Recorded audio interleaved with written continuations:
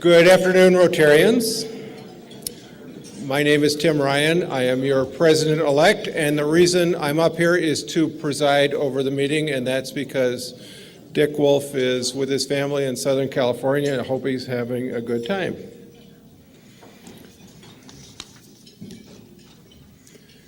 As we start this meeting off, first we have a reflection and a pledge, and after the pledge, I'll ask you to stand for a few minutes longer. So, Mike George.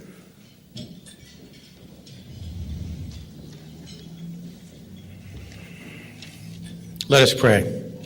Dear God, the power of education cannot be overstated. We thank you for the ability to learn, to grow from our experiences, and to share our knowledge with others.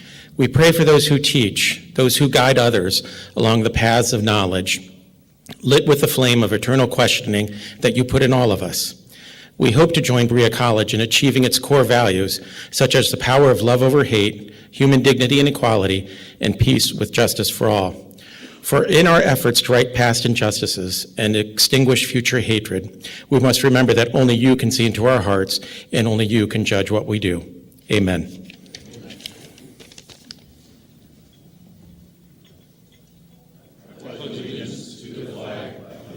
States of America, and to the republic for which it stands, one nation, under God, indivisible, with liberty and justice for all. If you would remain standing for a moment. We have some sad news today.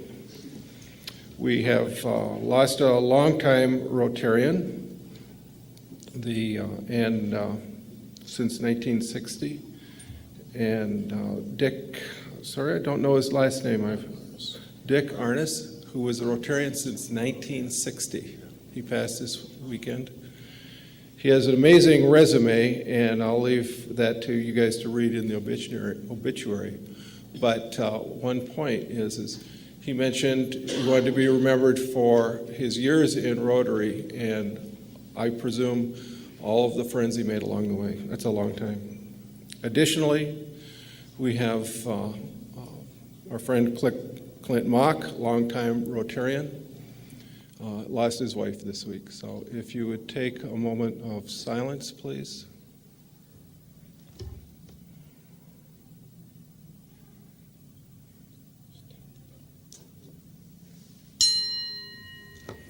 May their families find peace.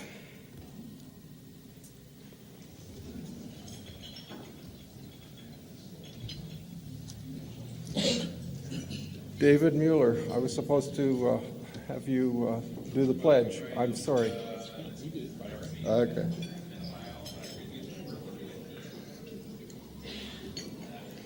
I would like to acknowledge our sponsors today, and that is Hartman and Associates. They're the sponsor of the month, and thank you very much to them. Visiting Rotarians, Bob Amfor, where are you? Would you please introduce any visiting Rotarians? Good morning, President-elect Tim and fellow Rotarians. We have one visiting Rotarian today, and that would be Jeff Anderson from the Petoskey Sunrise Club, who intends to transfer to Toledo.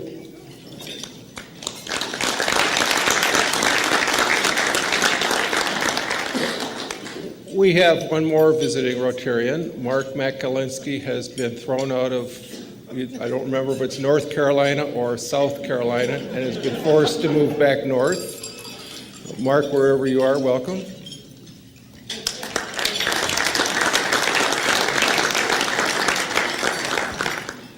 Are there any guests today? Yes, Kath. Hi, President-elect Tim. I would just like to acknowledge that I have my mother with me here today. She's not going to join me at the mic. She's 88 years old, and her name is Mildred Montgomery, so I'm really proud to have her with me today.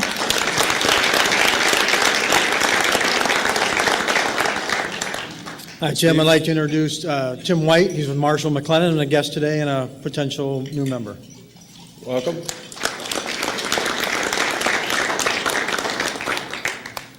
Tim, I'd like to introduce our guests from Berea College, Mary Galloway and Michael James. Welcome, both of you.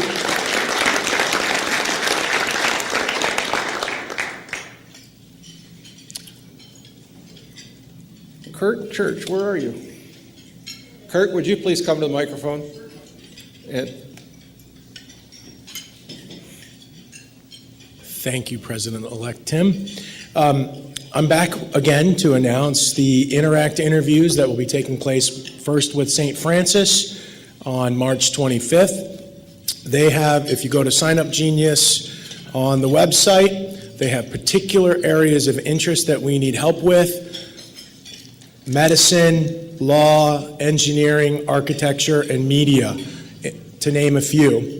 So if you could please, if you are in those career areas, if you could sign up and help our students, that would be wonderful. Secondly, we have the Toledo Public Schools Young Men of Excellence and Young Women of Excellence on April 8th, and we would like you to sign up for that as well. Thanks very much. Look forward to you then. thank you, Kurt. I have to say, in having participated in the interviews, it was a very fulfilling process. In some cases, you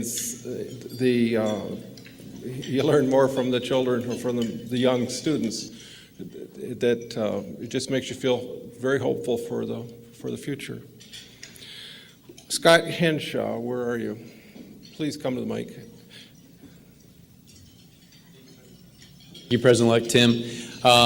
This week are the Men's College Basketball Conference Championships, which means next Friday will be our March Matchness event at Toledo Club. It'll be from noon to 8. There'll be food, and it's also a fundraiser. We have some more celebrity bartenders signed up for the event. We have President Dick signed up.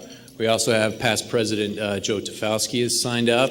So we got a few illustrious members. Alex Dew is in it. Kendra Smith is in it. Katie Drake, and of course our very own. Her mother will be glad to hear this. Our very own Kathy Tate.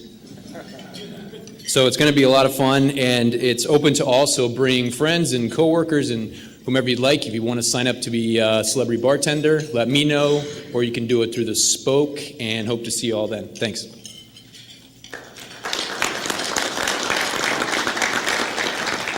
Thank you very much, Scott. Has anybody got one of these Dick Tracy devices? If you do, and you know how, and you're competent and capable, and you're willing, now would be a good time to talk to your social media world and tell them that you're at the Toledo Rotary meeting having a good time. And when you're done with that, if you could please turn off your phone and feel free to throw it out in the hallway.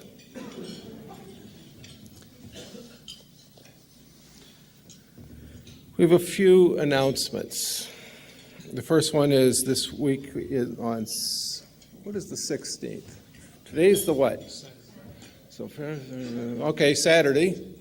On the 16th, we have Kids Rotary Day at the TSA, Toledo School for the Arts. Costs $5 per kid, and bring your grandkids and anybody else that you'd like to bring along. It's not just for Rotarians, and it should be a good time. Registration starts at 8:30 to 9, and the event runs from 9 to 11:30. The second one I have here is that you should have all received a 2019 Black Tie Affair announcement to save the date. Walt Churchill will be the honorary chair, which you already know, and they will be roasting lightly Joe Napoli. That's a major fundraiser for us, and I hope you can all attend. I'd also like to acknowledge the sponsors of the Black Tie Affair, and that's, I hope I got this pronunciation right, ED Properties? Do I have it right? Okay, Kathy, I'm trying to follow your advice. I'm trying to remember to smile. And Mosteria as sponsors of this event.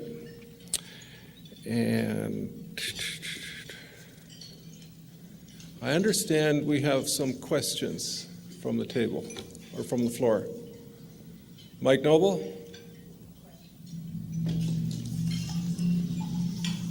Thank you, President-elect Tim Ryan. Actually, I do have a question. I was curious if you could update us on what's going on with polio. I would be happy to. I love that kind of question. Our situation in polio this year is that so far we have six cases of polio for the entire year. Six. That's an indictment of our educational system. That's playing off 33 cases for all of last year. So we're moving forward nicely, and I'm cautiously optimistic. The last polio case in the world was on January 20th, 2019, and these numbers are accurate up to last Thursday. If I was presenting this to you 30 years ago, actually, or before you were born, Mike, I would have said to you that this day, more or less, we have 1,000 cases today, and 1,000 cases yesterday, and 1,000 cases the day before that, before Rotary got involved. Today, I'm reporting there are 6 cases in the whole world. We are moving forward nicely. Thank you. Oh, and before you leave, I understand that the International Services Committee is thinking about putting on a polio program in October. That is correct. It did come up at our last meeting, and more to come. We're going to work on this, and we hope to have a lot of success. So thank you. If you pull this off, you will be my hero. Judy, you had a question? Yes, President-elect Tim, how long have we been doing polio? I'm glad you asked that question. I'm sure you are. It's a great question. You know, this organization has been around since 1912, and almost immediately thereafter we got involved in polio and may not even have known it. In the 1920s, we were spending money buying braces and wheelchairs.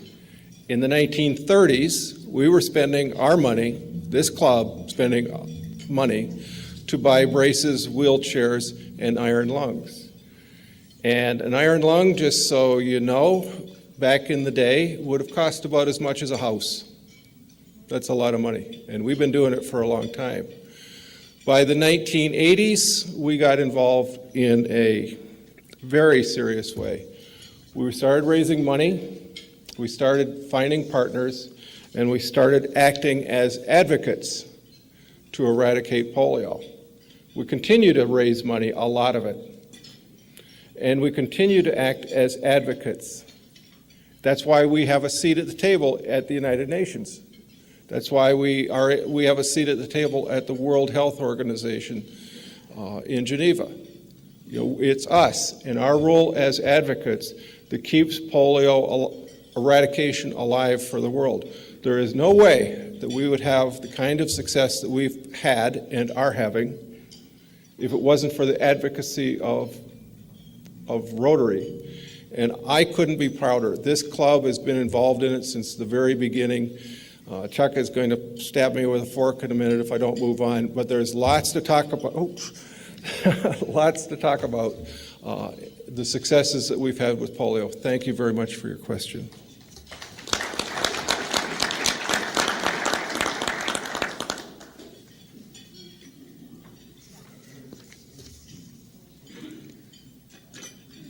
We have Brian. Brian's up here. Where's Brian? Brian, would you come to the podium, please? Good afternoon.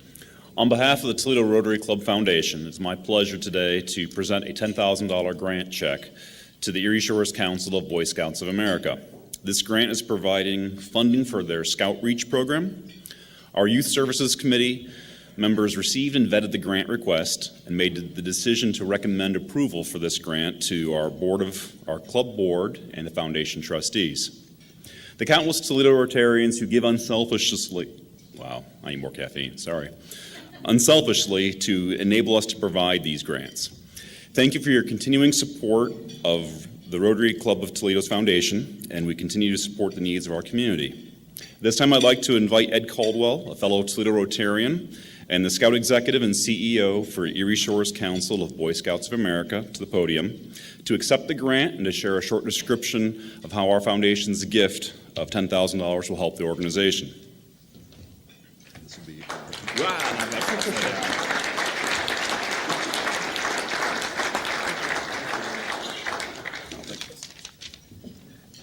Well, thank you, Toledo Rotary. It is an honor and a pleasure to be here today.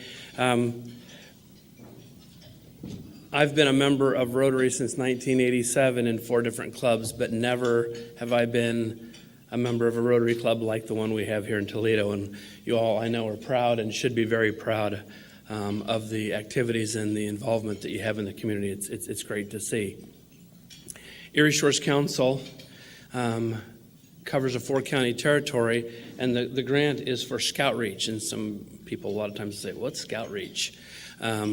Scout Reach is the name that we give our Center City program, unlike Cub Scouting and Boy Scouting and venturing and exploring that take place in Northwest District or Swan Creek District or Commodore Perry. And I'm not exactly sure how long Scout Reach has been active in Erie Shores Council, but I want to call on just a couple people. Mark Urrutia, who's a member of this club, has been our Scout Reach District Chair for, Mark, more than 10 years? And Artisha Lawson, that is our Senior District Executive, that Artisha's responsibility is to hire and train and coach and lead the program aides that deliver programs to our lunch programs and our after-school programs for, in 2008, Mark, we had 538 Scout Reach kids involved in our program, and last year we had 1,008. So we've doubled in size our Center City program in the last 10 years. I'd like to have the two of them please stand. They give great leadership to our young people.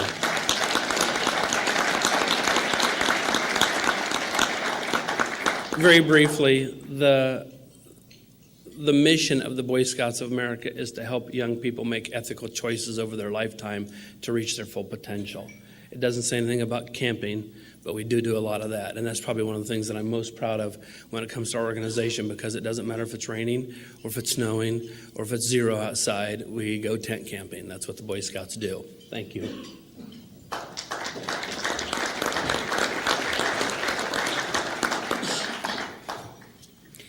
Ed, thank you very much, especially for all the work that the Boy Scouts do.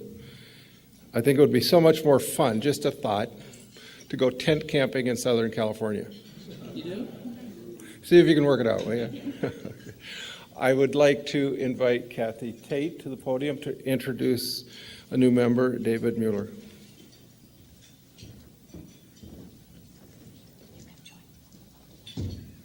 Thank you, President-elect Tim, fellow Rotarians.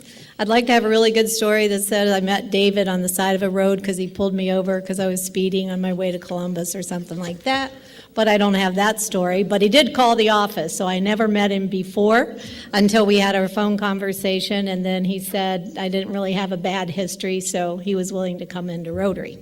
So I had to make something up. So David Mueller is a lifelong Toledo resident. He's a graduate of Bowser High School. He received his bachelor's degree from Ohio University in '91 and was hired by the Toledo Police Department in 1995. Promoted to sergeant in 2000, working in a variety of supervisory positions, and then was promoted to lieutenant in June of '05. He served as a watch commander as well as a section commander in the Communications Bureau and the Background Investigations Unit. He earned his master's degree from Tiffin University in December of '05.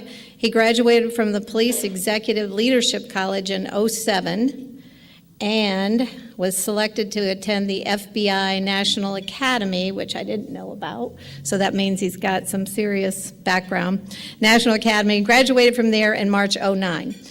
Wow, then he was promoted to captain in '15 and assigned to command the Investigations Bureau. He oversaw the Detective Bureau, Forensic Lab, Criminal Intelligence Unit, and the Crime Scene Investigation Unit, which means he's seen a lot of stuff, like I see on TV.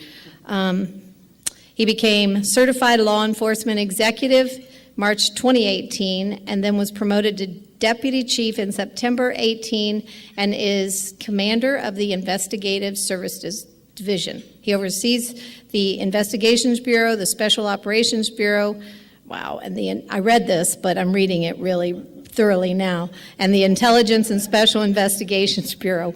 David is also a veteran of the Ohio Army National Guard, and he tells me his pet peeve is inconsiderate people. So, fellow Rotarians, help me welcome David Mueller.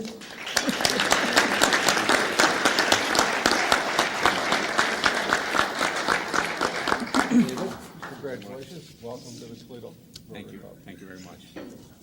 I'm going to remain standing. I have just a couple of updates. I didn't bring any notes with me today. I'm a little unorganized, so Walt will help me. One of the things that we're focusing on, and we always focus on internally, is to remain relevant and effective as a Rotary Club, which I believe that we do. So Walt has our website up there, which is what I want to take you to. And if, Walt, you can go to the next slide. I know you've seen a lot of different kinds of communication coming through. I hope it's loud and clear, and I think they're very clear.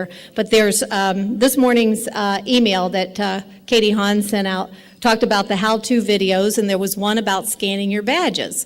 And while it seems very simple, we thought maybe doing a couple of videos would help, because everybody scans them and you hear a beep, but the key is it must turn green. And it's important because we have to track attendance as a member of Rotary International. So if you didn't watch that video this morning, if you would just click on it and give it a look. The other one, and this is always a challenge, and David, can I borrow your book? So, every year we print a roster, and every year it may or may not be current or right, only because it's based on our database and the information that we have. So, Walt, could you go back to that one slide, please? So the other thing that Katie Hahn has added to our website is you can go in and update your own contact information. It's on the drop-down list. Walt, would you mind going back to that, please? When you're at the website, at the top, it says members forms, and you just go down and you see update contact information. Click on that, and it's like 1, 2, 3, send, and we're in good shape, because I am getting ready to start thinking about getting this ready for July 2019. So want to make sure you're aware of those and look for more videos. There she goes. It's just so easy, and thanks to Kurt Church, who videotaped this with his Dick Tracy device. Thank you very much. Thanks, Tim. Thank you, Kathy. And I've just been sitting here for a moment while Kathy was speaking, and my mind wandered, and it wandered back to introducing our newest Rotarian.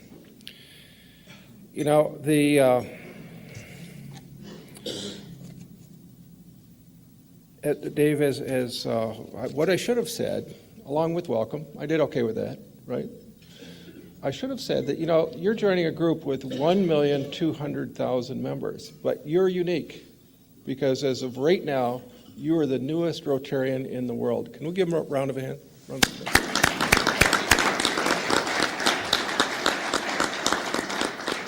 Right now, I'd like to invite Doug Neckers to come up and introduce our speaker today.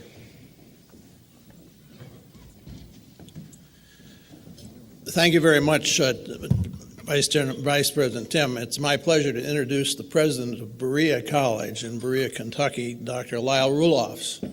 You got to be careful when you give speeches. I gave a speech at Chautauqua Institution a few years ago, and I talked about liberal arts colleges in the United States.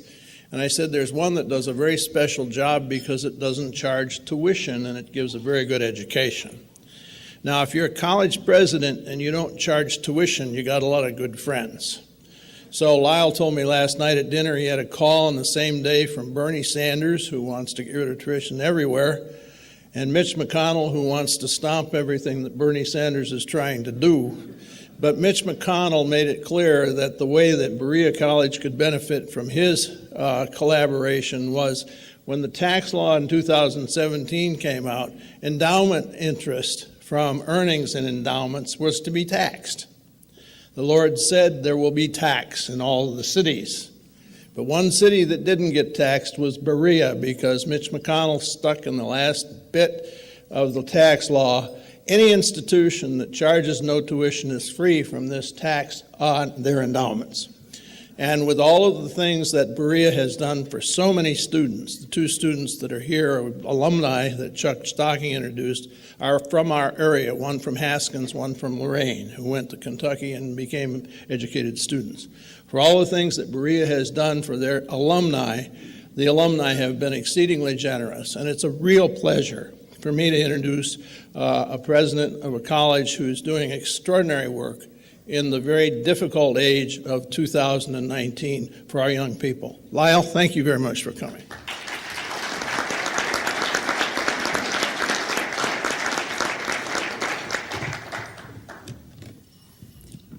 Well, thank you for that nice introduction, Doug, and thanks all of you for your warm welcome.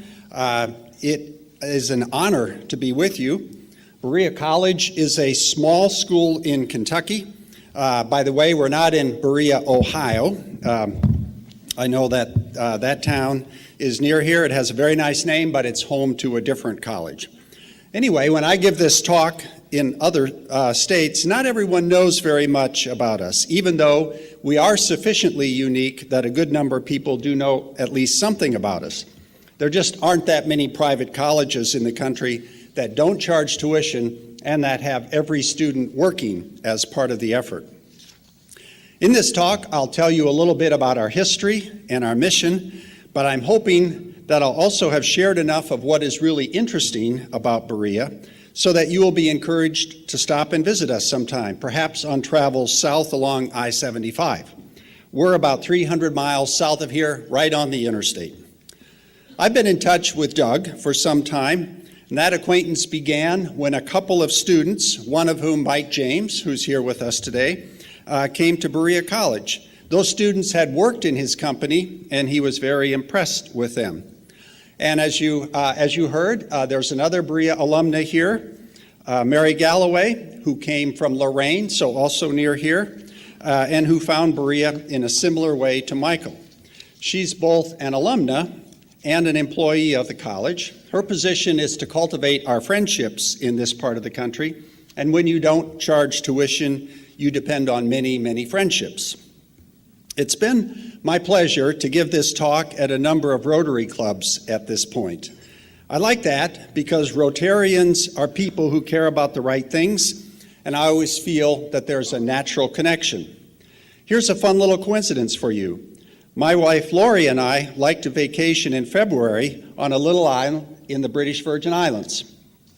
It's a pretty rustic place, but it has a great climate compared to either Kentucky or Ohio, at least in February. On the way to the place we stay, we pass the only public school on the island, and the schoolyard is bounded by a rather tired concrete wall, each section of which has been painted by an individual or an organization. That's probably how they funded the wall. And here's the section that caught my eye last time.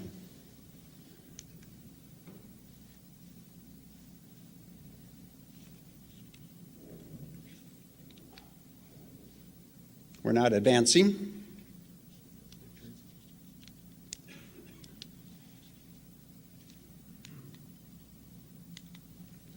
Walter, my clicker does not seem to be active.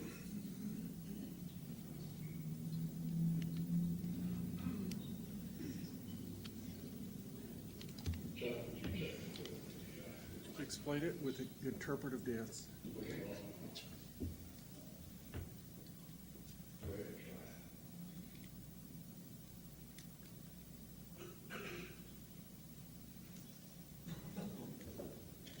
I can confirm that it is not.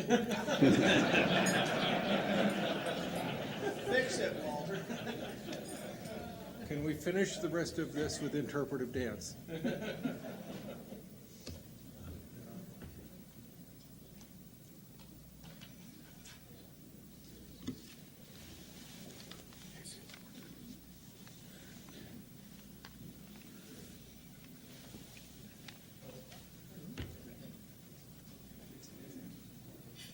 I have another clicker in my pocket for a different kind of computer. On the off chance that this one works? Nope, this one doesn't either.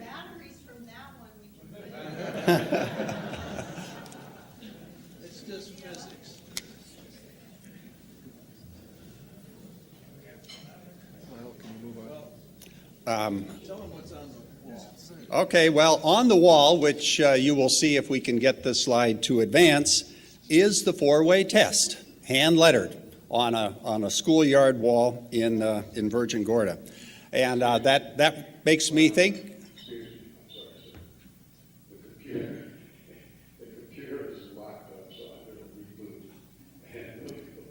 All right. Well, I'll keep talking, and then when Walter catches up, we'll have the visuals.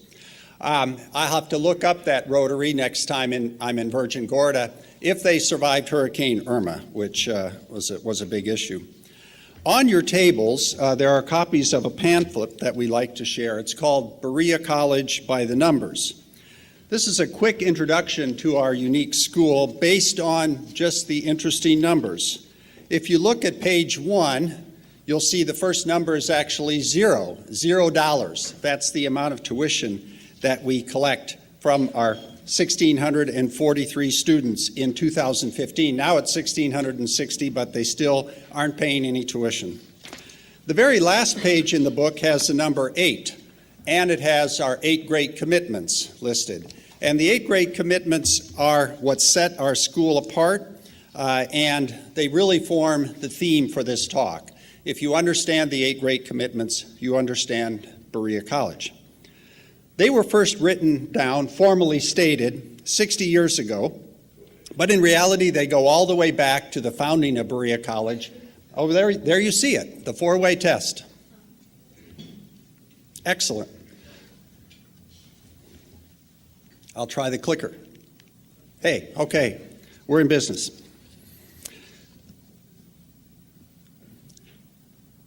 I know that they go all the way back to the founding because when I was preparing my inaugural address in 2013, I read the addresses of the preceding 8 presidents, and you could see the 8 great commitments written in each of their speeches. These state the mission of Berea College, and they are the goals that we strive for, and they guide our allocation of scarce resources. To almost every question that comes before the administration, we ask, which commitment will that serve? And unlike the strategic plans and mission statements of many schools, our great commitments are timeless, part of our past, and continuing into the present. I'll show that to you in this talk, showing images from long ago and images from today. And we have confidence as well that they will continue into the future as long as there are students who can't afford college. Several of our commitments, the 1st, 5th, and 6th, speak specifically to whom our school is intended to serve.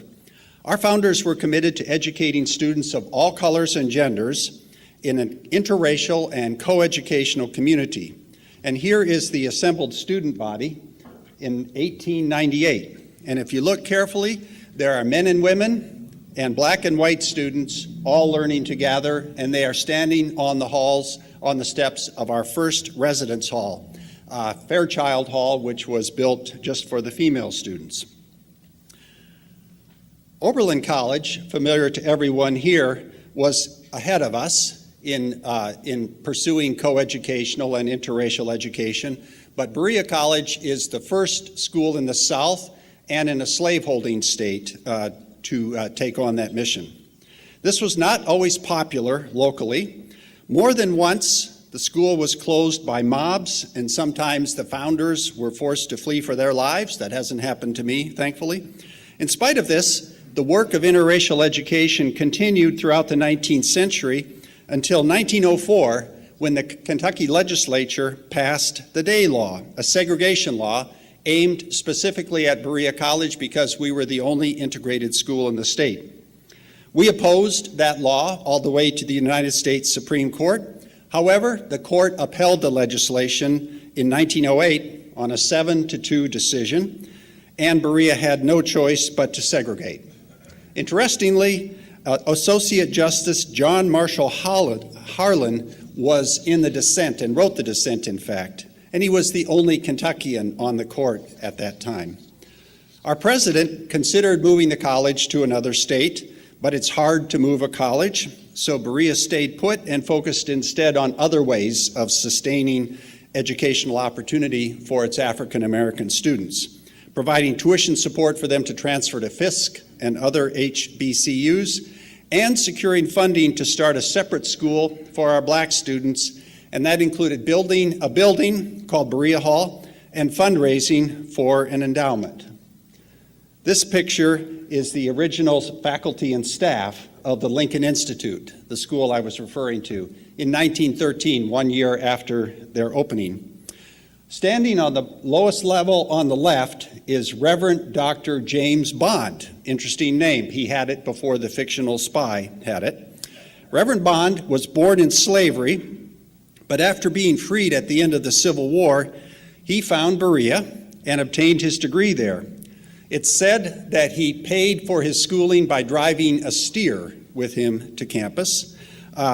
He also arrived not knowing how to read, so it took him a bit longer to finish our program of study than it took other students, but he did so well that he was honored by giving the commencement address in his graduating year. He continued on to Oberlin, where he got a doctorate in theology, and then came back to Kentucky to pastor churches, after which he was invited to serve on the Board of Trustees, and it was Dr. James Bond who took the lead in the fundraising for the new institute, fundraising that was expedited by a challenge grant from Andrew Carnegie. You will have heard of Reverend Bond's grandson, Julian Bond, and that's an indication that when we change one life at Berea College, we've really changed the lives of a whole family. The Lincoln Institute was located near Louisville, about 100 miles from Berea. Sorry, that's how we say Louisville in Kentucky. We say Louisville. And it operated successfully for more than 50 years. The day law remained in effect until 1950, after which the college could resume its mission of interracial education. This was a newspaper cartoon from that time. The editor of the Courier Journal was a member of our Board of Trustees too, which ensured that we got good publicity for this. Today, students of color make up about 40% of our student body. Being in Kentucky, we still encounter some resistance from time to time. Our town is very supportive, but the surrounding region isn't always still supportive. We encounter some difficulties from time to time. And this picture shows a rally that we held on the road that runs through campus after some incidents of drive-by racism and harassment of our students. Our commitment to inclusiveness means that we have also been involved in the civil rights movement. This picture shows Bereans who traveled in 1965 to Selma, Alabama, to march with the Reverend Dr. Martin Luther King Jr. in favor of voting rights down in the South. They are carrying a banner that proclaims the college motto. We went back to Selma 50 years later.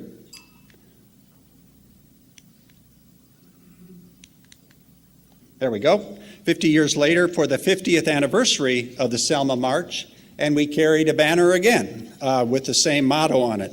Some of the older folks in this picture were actually with us, were actually part of that march 50 years ago, alumni of Berea who came back for that. I am not in the picture, but I did take that picture.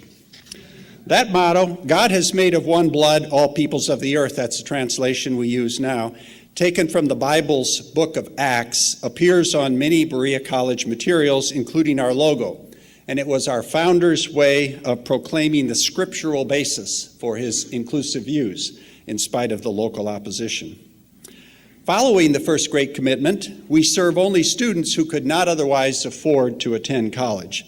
Back around the turn of the 20th century, President Frost affirmed the commitment to educate low-income students by ending charging any tuition whatsoever. So if Dr. Bond had come then, he wouldn't have had to bring his steer along with him. Here is a recruiting poster from early in the 20th century. And notice that it proclaims in bold letters and with a circling red attention-getting device, remarkable poster for 1910, that tuition is free. The elimination of tuition required a new way of funding the school, so President Frost committed to replacing student tuition with fundraising. Essentially, other folks would help with the tuition costs for students at Berea. That is how we still operate, with about 10% of our operating budget coming each year from annual fundraising, and about 75% from a substantial endowment that we've accumulated by doing this since the turn of the 20th century. That approach takes a certain amount of pluck, so it's not surprising to see the phrase, "Where there is a will, there is a way," on President Frost's poster. If I were redoing that fundraising poster today, however, so here's the 2019 version, I'd replace one thing. Where there's a will, we want to be in it.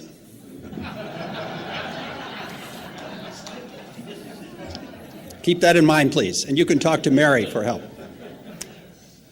Most of that endowment, a little bit north of $1 billion right now, has come from literally tens of thousands of bequests to the college.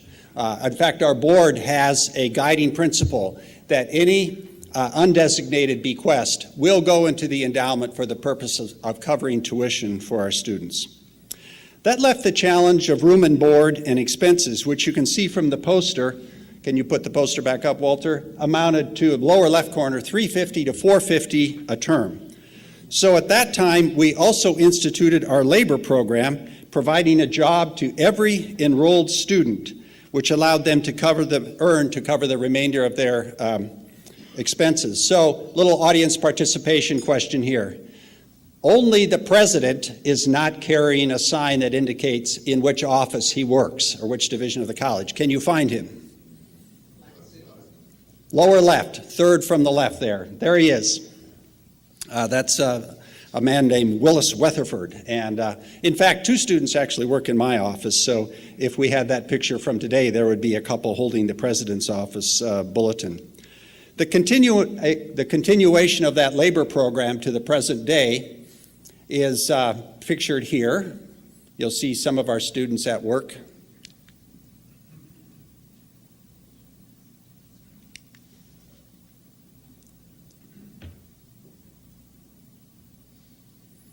Not responding again, Walter.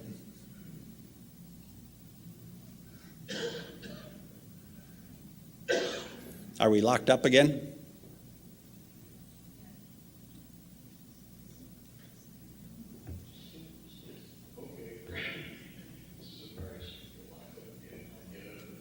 All right, we'll let Walter catch up again. You'll see the next visual will be students working currently in the labor program. So we like to say that we not only admit students, we hire them. The work positions range from mowing lawns to giving campus tours to serving as teaching and research assistants, work in the food service, work on the farm, work in the forest, and as I said, a couple students even work in my office doing most of the correspondence and other important duties. The modest wages help to lower the expenses for room and board, books and supplies, but the labor program has other benefits too. It helps to keep our costs lower because we have 1,600 very smart and motivated part-time workers, and they only earn about minimum wage. And secondly, it ensures that our students graduate not only with a 4-year degree, but 4 years of varied work experience, and they can put that on their job applications or applications to graduate school. And we hear back from most employers that, in fact, Berea students are considerably more work-ready than the graduates of most colleges. No doubt you've been following the recent national attention to the increasing cost of college, which is causing rapidly escalating levels of student debt and greater difficulty of access for many students. I read recently that outstanding student debt now exceeds the total debt for automobile loans in the country. At Berea, the combination of no tuition and work opportunities pretty much eliminates the need for substantial borrowing. About 1/3 of our students graduate with no debt at all, which is remarkable considering they brought nothing to the table. And the average debt is, you can see this on page 3 in Berea by the numbers, The average debt at graduation is less than $7,000 for the students who borrow anything at all, and that compares to an average debt of $35,000 across the nation in 2016. It's probably more now. Given that success, I think you could argue that Berea College could be a model for other schools. Coincidentally, with the other changes at the turn of the 20th century, President Frost also articulated a focus that had already been part of the identity of the school all along, that of concentrating on serving the students of Appalachia. That's how we say it in the region, Appalachia with a short A. You're probably more inclined to say Appalachia, and that's certainly fine. But if you come down south, you need to learn how to say it correctly. President Frost articulated this focus for two reasons. First of all, Berea College is situated at the edge of that region, and back then, most poor students didn't travel very far to get an education. They are still less likely to travel, as you know. But secondly, President Frost was also able to use the inspiration of the challenges and opportunities represented by the people of Appalachia to motivate benefactors to support the college.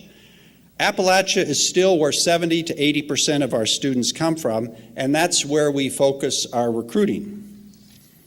The Appalachian commitment is our 8th great commitment, and it isn't only about our admissions emphasis. Berea also has a long history of valuing the cultural and artistic traditions of Appalachia through our student crafts program. And you have a catalog here, Berea College Student Crafts, if you want to look into the lovely things that our students make honoring that heritage. And they're available for purchase, too, if you visit our website.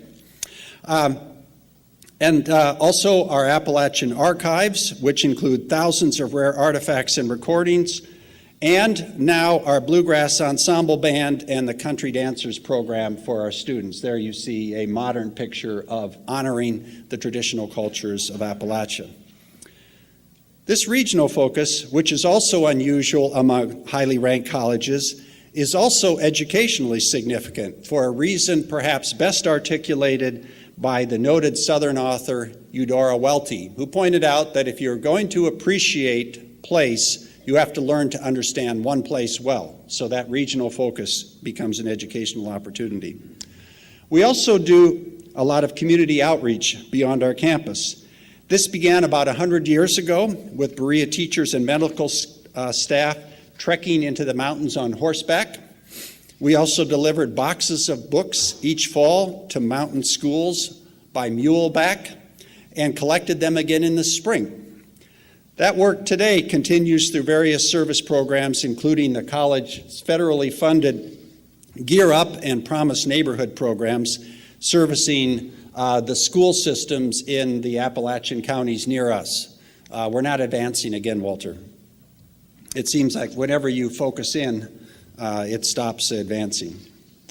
Berea has beautiful mountains, and we celebrate them too. Here are some Bereans from long ago celebrating our mountains. Mountain Day is an annual tradition that goes way back to 1878. The president chooses a day in the fall. Classes are dismissed for that day, and everyone goes to the mountain just 3 miles from campus to spend the day.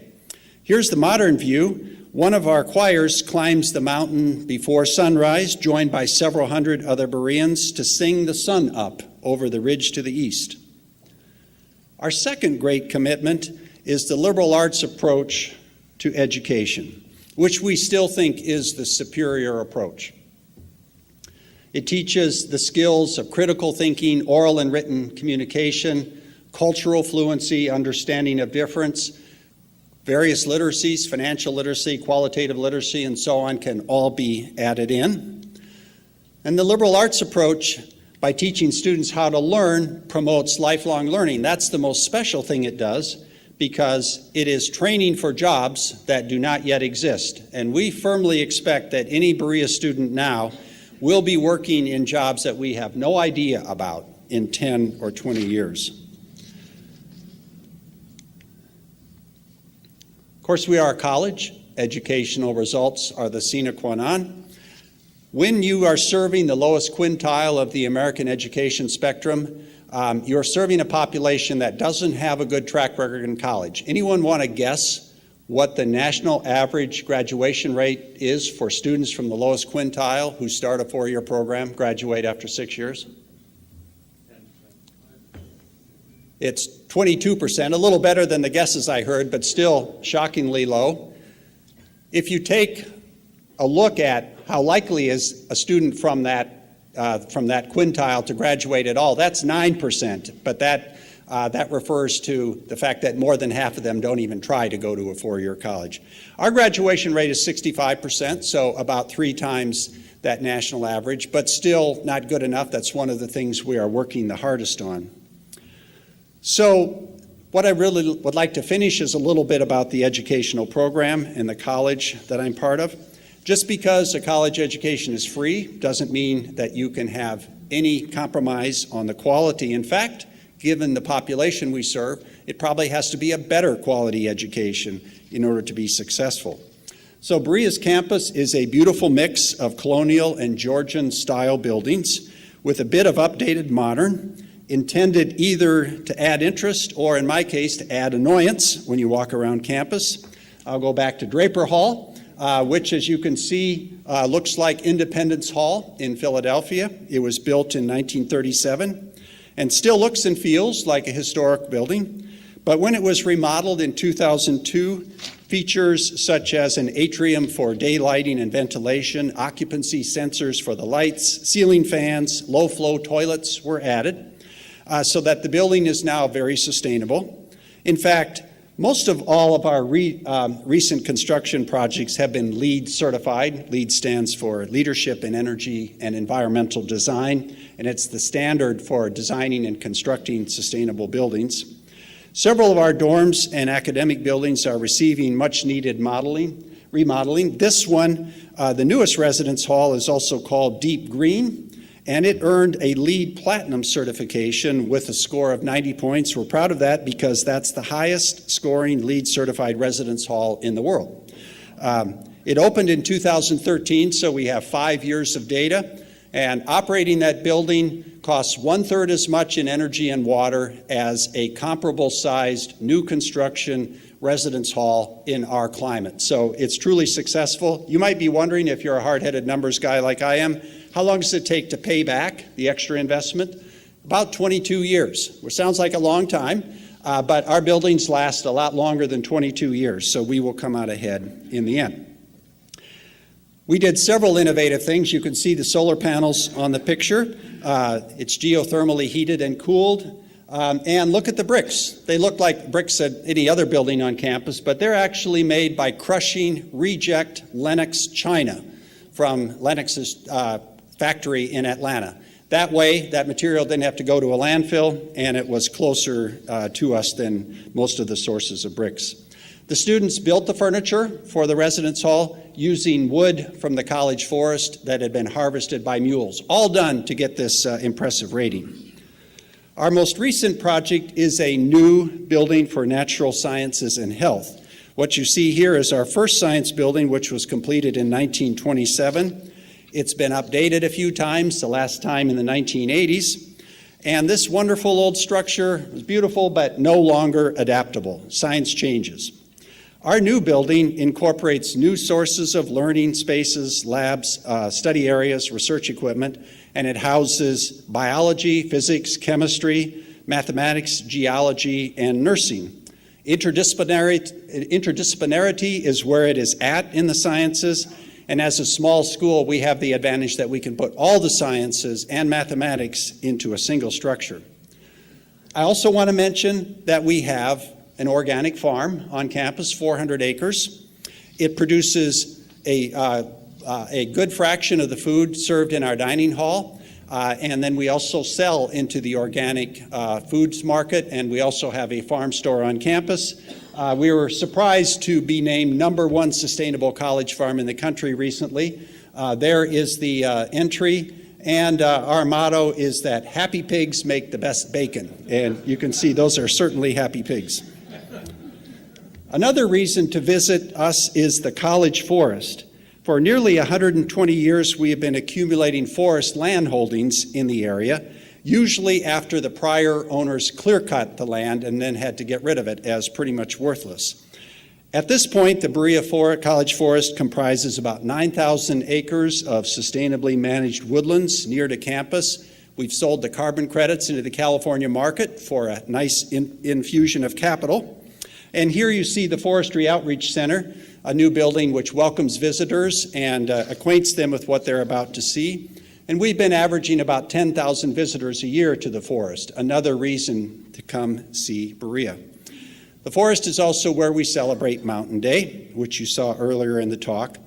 And we have been working on developing sustainable harvesting techniques, including horse and mule logging, which is another ancient Appalachian skill. In fact, Appalachia was nearly all logged in the 18th century and was all done with animal power. So we're bringing that back. That's me on the buggy, cross-training to become a logger in case I'm ever needed out there.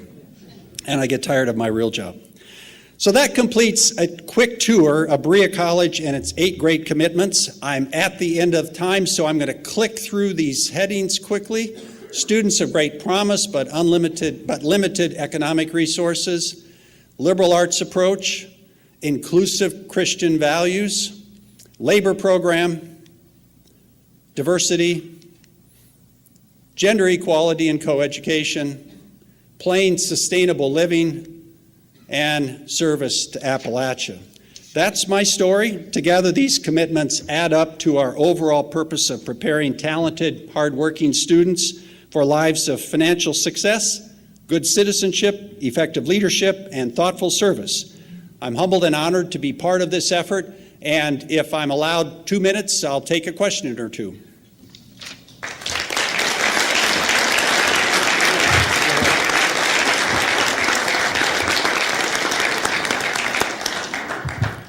How long did it take you to figure out how to speak Kentucky after having been in Haverford, Pennsylvania?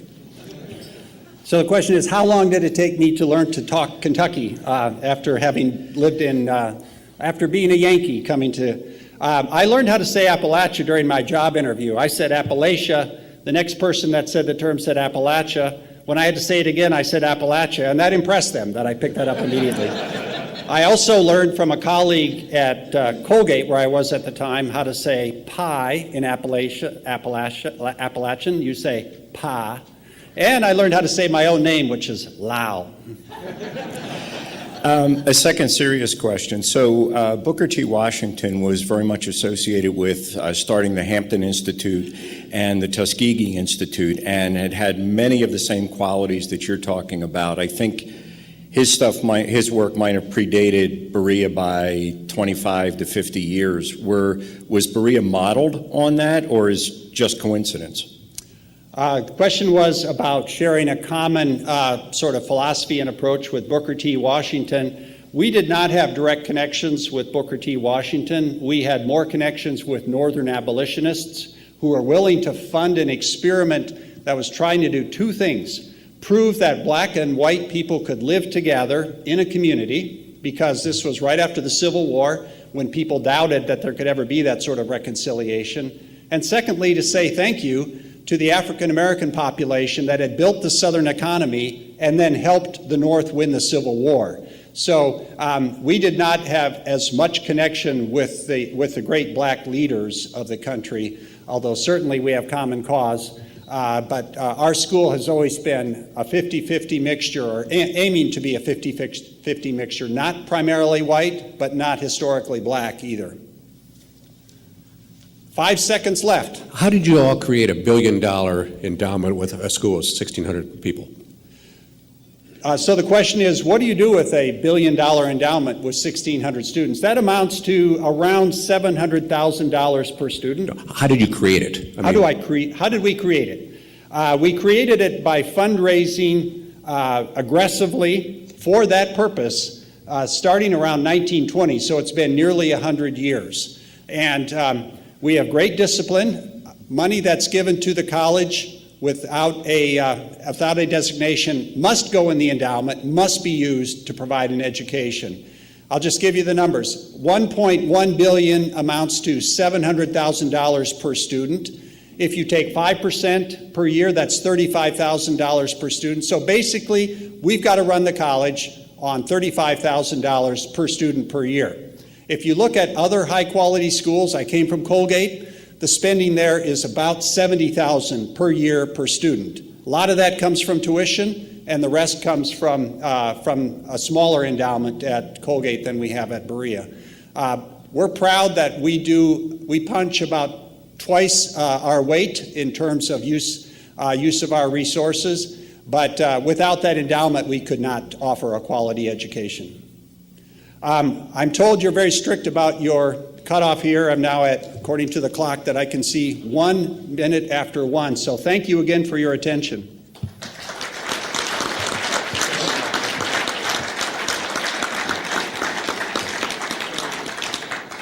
Thank you, Lyle. That was a great presentation. I learned a lot about your institution, and personally, speaking for myself, I'm very impressed.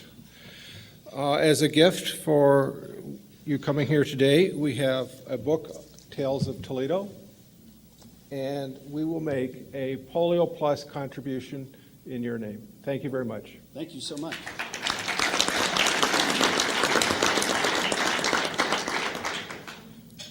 Next week, we have Protecting Elders through guardianship, and that should be an interesting program. There are no meetings immediately following this meeting, and Chuck, you stabbed me. Yeah, not yet. I reserve the right. Sunday is St. Patrick's Day, so ahead of time, happy St. Patrick's Day. O'Toole lived in the Irish countryside with only his pet dog for company. One day, the dog died, and Muldoon went to the parish priest and asked, "Father, me dog is dead. Could you be saying a mass for the poor creature?" Father Patrick replied, "I'm afraid not. We cannot have services for an animal in the church. But there are some Baptists down the lane, and there's no telling what they believe. Maybe they'll do something for the creature." O'Toole said, "I'll go right away, Father. Do you think that $10,000 is enough to donate to them for the service?" Father Patrick exclaimed, "Sweet Mary and Joseph, why didn't you tell me your dog was Catholic?"